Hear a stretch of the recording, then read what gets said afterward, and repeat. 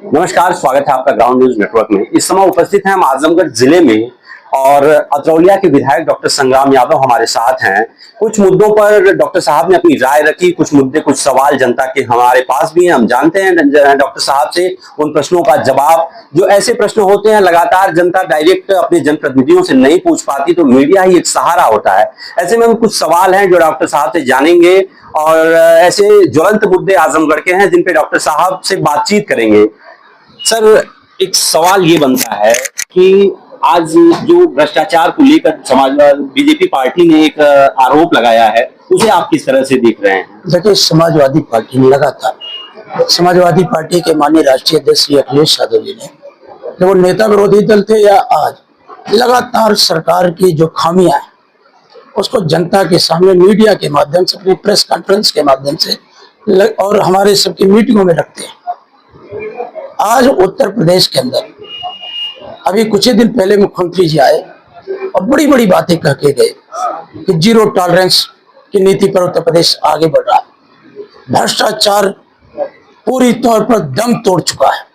नियुक्तियों में हमने पारदर्शिता लाया।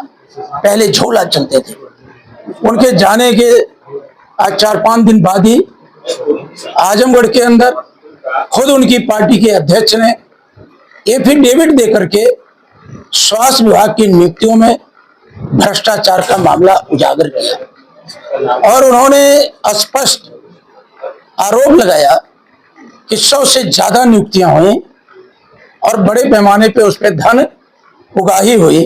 ये बात केवल उन्होंने मौखिक नहीं कहा, बल्कि एफिडेविट देकर के इस बात को कहा। समाजवादी पार्टी इस बात को लगातार कहती आई है कि भ्रष्टाचार बढ़ रहा है, बेरोजगार नौजवानों को आउटसोर्सिंग की नियुक्ति नौकरी के नाम पर ठगा जा रहा है। हमारी बात को सरकार संज्ञान में नहीं लेती थी और हमारे ये बातों को हवा में उड़ा देती थी। लेकिन जब खुद उनकी पार्टी ने इस तरह का आरोप आजमगढ़ के अंदर लगाया और जिलाधिकारी माध्यम से मिल करके एफिडेविट दे करके जो कमेटी गठित कराया, इतना ही नहीं कहा कि नर्सिंग होम एक दिन पहले सीज किए जाते हैं, फिर मोल भाव लेकर के 2 दिन बाद उसको खोल दिया जाता है। मैंने कई मरतबा इस बात को जिक्र किया था कि अगर सीएमओ को बताना चाहिए, सरकार को बताना चाहिए कि आखिर नर्सिंग होम में क्या खामियां थी जिसके कारण सीज किया गया और क्या उन्होंने खामियां दुरुस्त कर लिया जिसके कारण खोल दिया गया। तो इसमें कोई जवाब नहीं। अभी कुछ दिन पहले लखनऊ के अंदर पुलिस भर्ती में जो नौजवान चयनित हुए थे उनको नियुक्ति पत्र सरकार ने दिया गृह मंत्री की उपस्थिति में। उसमें भी नियुक्ति पत्र देखते हुए मुख्यमंत्री ने बड़ी डींग हाँका, बहुत बड़ी बड़ी बातें कहा कि पहले तो पुलिस की भर्ती में झोला चलता था, अब तो हमने पारदर्शी कर दिया। ये एकदम जीरो टॉलरेंस, कहीं भी एक भी योग्यता के आधार पर नियुक्ति हुई। वहीं पर आजमगढ़ के अंदर उन्हीं के पार्टी के अध्यक्ष ने कहा कि जब पुलिस का मेडिकल हो रहा था, उस मेडिकल कराने के लिए नौजवानों से लाखों लाख रुपए का ठगी की जा रही थी।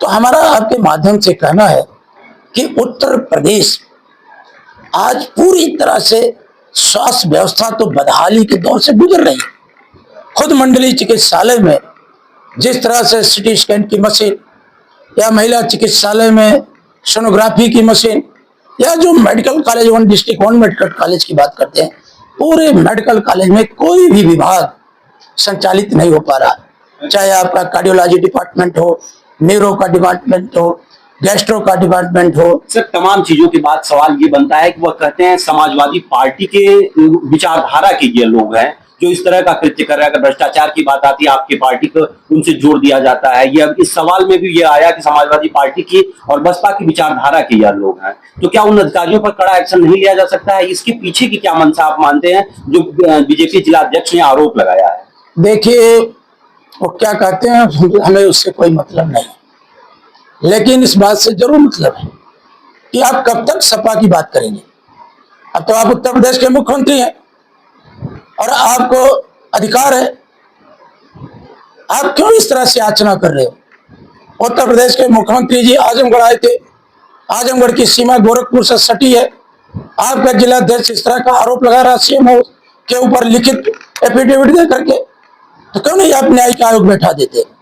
हाई कोर्ट के सिटिंग जज से आप इसकी जांच करा देते और एक समय समय सीमा निर्धारित कर देते, उतनी समय के अंदर रिपोर्ट आ जाती और रिपोर्ट के आधार पर दूध का दूध पानी का पानी हो जाता, जो गलत है उसके आप सुसंगत जो भी धाराएं बनती है उसके तहत मुकदमा करके आप जेल भेज देते, तो मैं मानता हूं बीजेपी पर इसमें। सर, समाजवादी पार्टी को गुंडों की पार्टी बीजेपी अक्सर कहने में नजर आता है और एक मामला आया है हरैया के ब्लॉक प्रमुख ने मारपीट की वीडियो से, इसको किस तरह से देख रहे हैं? क्या ये गुंडागर्दी नहीं है? भारतीय जनता पार्टी से बड़ी गुंडा पार्टी कोई है ही नहीं। भारतीय जनता पार्टी, हम पूछना चाहते हैं, हमारी पार्टी के राष्ट्रीय अध्यक्ष ने कई बार पूछा टॉप 10 अपराधियों की सूची क्यों नहीं जारी करती, अगर उससे भय क्या है? भारतीय जनता पार्टी केवल पूंजीपतियों के लिए काम करती है। गांव गरीब किसान आज उदास है, निराश है। आज एक तरफ बोलती है कि हमने बिजली व्यवस्था को बहुत आगे बढ़ा दिया, इतने पावर स्टेशन बना दिए, इतने सब स्टेशन, इतने बिजली घर बनाए। हम उनसे पूछना चाहते हैं जब सब कुछ अच्छा है तो आखिर पूर्वांचल बिजली विद्युत वितरण निगम को आज पूंजीपतियों खातों में बेचने का काम क्या कर रहे हैं? क्या यही रास्ता है कि कोई बेच दिया जाए? अगर आप बेच देंगे तो जो हमें संविधान प्रदत्त अधिकार मिला है, क्या निजी क्षेत्रों में हमें आरक्षण देंगे? क्या पिछड़े दलितों को, आदिवासी भाइयों को उसमें भागीदारी देंगे? तो बीजेपी पूरी तौर पर तानाशाही के रास्ते पर है।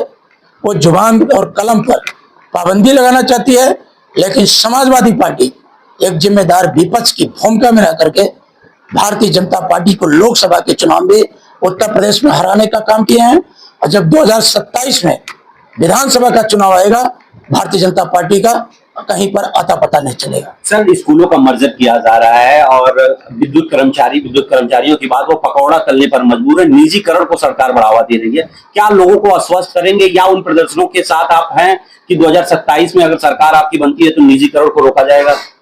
ये तो हमारे नेता ने कई बार कह दिया। आप नेटवर्क से जुड़े हैं, हमारे नेता ने, माननीय अखिलेश जी ने 2 दिन पहले कहा कि हम आते ही आउटसोर्सिंग की नियुक्ति को पक्की नियुक्ति करेंगे, अस्थायी नियुक्ति करेंगे, और निजीकरण के तो हम खिलाफ हैं। अगर हमारी सरकार बनेगी तो जो इन्होंने पूर्वांचल विद्युत वितरण निगम को, दक्षिणांचल विद्युत वितरण निगम को, जिसको लेकर अधिकारी कर्मचारी आंदोलित हैं, समाजवादी पार्टी कभी भी निजीकरण को बढ़ावा नहीं देगी। समाजवादी पार्टी इस पे अंकुश लगाएगी और समाजवादी पार्टी सामाजिक न्याय के राज की स्थापना के लिए पीडीए की एकजुटता का आह्वान किया है। हमें उम्मीद है कि जिस तरह से पीडीए ने एकजुट होकर के लोकसभा के चुनाव में इन्हें आईना दिखाने का काम किया है, विधानसभा का चुनाव आते आते उत्तर प्रदेश में भारतीय जनता पार्टी को समाजवादी पार्टी प्रचंड बहुमत से हरा करके माननीय अखिलेश यादव जी के नेतृत्व में हम नई उम्मीद और नई सरकार बनाने का काम करेंगे। सर, आजमगढ़ से जुड़ा एक सवाल है कि आजमगढ़ के सांसद और विधायक जनता से कैसे मिले? एक कार्यालय नहीं है उनका, ये एक र्यूमर सा फैलाया जाता है। चूंकि आप लोग तो मिलते हैं मगर सांसद जी का ऐसा कोई कार्यालय नहीं है, जनता से मिलना बड़ा मुश्किल होता है। उसके लिए क्या विकल्प आप लोग तलाश रहे हैं? एक कुछ लोग हैं जो इस तरह के सवाल खड़ा करते हैं। आजमगढ़ में पहले भी इस तरह के सवाल खड़ा करे, लेकिन जब जब समय आया आजमगढ़ की जनता ने उनका मुंहतोड़ जवाब दिया। जहां तक सांसद जी का सवाल है, सांसद जी लगातार यहाँ के लोगों से जुड़े। जब भी कोई अवसर आता है वो आते हैं, मिलते हैं, पार्टी के कार्यक्रमों में हिस्सा लेते हैं, लोगों के दुख सुख में हिस्सा लेते हैं। और रही बात कार्यालय की, तो कार्यालय के उद्घाटन में ही तो राष्ट्रीय अध्यक्ष जी आ रहे हैं।